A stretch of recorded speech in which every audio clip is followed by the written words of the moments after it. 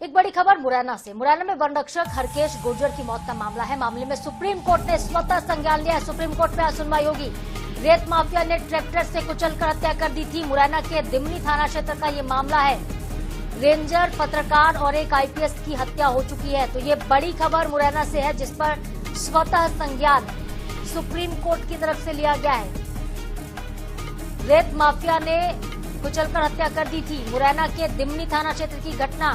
तो यहां पर अब तक एक रेंजर, एक पत्रकार और एक आईपीएस की हत्या हो चुकी है। हरकेश गुर्जर जो कि वन रक्षक, इसकी मौत का मामले में सुप्रीम कोर्ट ने स्वतः संज्ञान लिया है।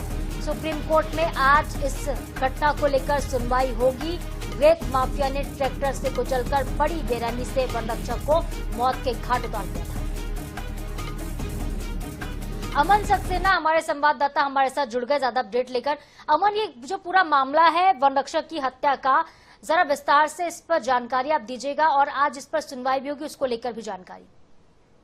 देखिए, मैं आपको बता दूं कि माननीय सर्वोच्च न्यायालय जो है, सुप्रीम कोर्ट जो है, उसने स्वतः संज्ञान इस मामले पर ले लिया है। सबसे बड़ी बात ये कि कई दशकों से बदस्तूर ये अवैध रेत का जो खनन है वह जारी है।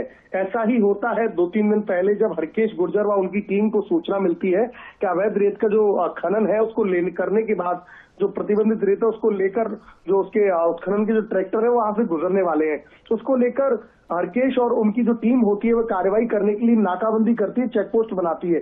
इसी दौरान रेत का एक तेज रफ्तार ट्रैक्टर निकलता है जिसको पकड़ने का प्रयास, रोकने का प्रयास हरकेश के द्वारा किया जाता है, जो कि एक अफसर के द्वारा अक्सर किया ही जाता है कार्रवाई में। उस तरीके से आता है, तब तक वो रेत का ट्रैक्टर उसे जानबूझकर वहां से पहले हटाने का प्रयास करता है। जब उसको हरकेश और रोकने का प्रयास करता है तो फिर उसके ऊपर चढ़ा देता है। तो कहीं ना कहीं रेत माफिया जो है उसका चंबल अंचल में इतने हौसले बुलंद हो चुके हैं कि वे कभी भी किसी को मारने से चूकते नहीं है। आप विश्वास नहीं करेंगे, जब पुलिस कार्रवाई करने या वन विभाग कार्रवाई करने जाता है उस दौरान वे अपने ट्रैक्टरों को इतनी तेज गति से भगाते हैं, वे वहां नहीं देखते कि भीड़ है या फिर किसी को नुकसान होता है। इसी प्रकार से पूर्व में घटना हो चुकी है जिसमें एक पत्रकार, एक आईपीएस अधिकारी और तमाम सारे डिप्टी रेंजर, वन विभाग के अधिकारी, पुलिस विभाग के अधिकारी कई बार काल के गाल में समा चुके हैं। कई बार बड़ी बड़ी घटनाएं हो चुकी हैं। बावजूद इसके पुलिस प्रशासन या सरकार इस पर कोई कठोर कार्रवाई नहीं कर पा रही है। लगातार रेत माफिया का हौसले बुलंद है। अब सुप्रीम कोर्ट ने स्वतः इस मामले पर संज्ञान ले लिया है। तो अब देखना होगा कि आज सुप्रीम कोर्ट इस पर क्या फैसला देता है, क्योंकि जस्टिस जो विक्रम नाथ और जस्टिस संदीप मेहता की जो बेंच है उस पर आज सुनवाई करने वाली है। जी बिल्कुल, तो देखना होगा कि क्या फैसला सुप्रीम कोर्ट लेता है। लेकिन बड़ा सवाल ये भी है कि गिरफ्तारी क्या अब तक इस पूरे मामले में किसी की हुई है? क्या पुलिस ने अपनी तरफ से कोई कार्रवाई की है?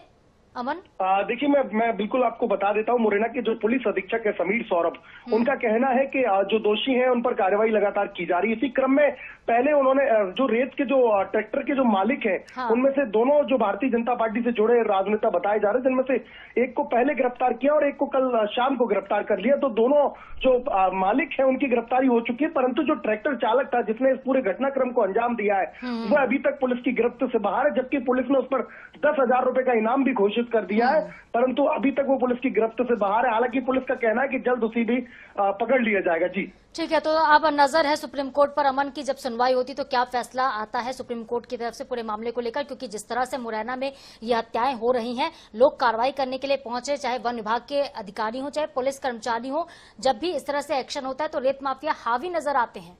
तो सुप्रीम कोर्ट बड़ा फैसला ले सकता है। नजरें इस पर हमारी होंगी। बहुत शुक्रिया आपका तमाम जानकारी।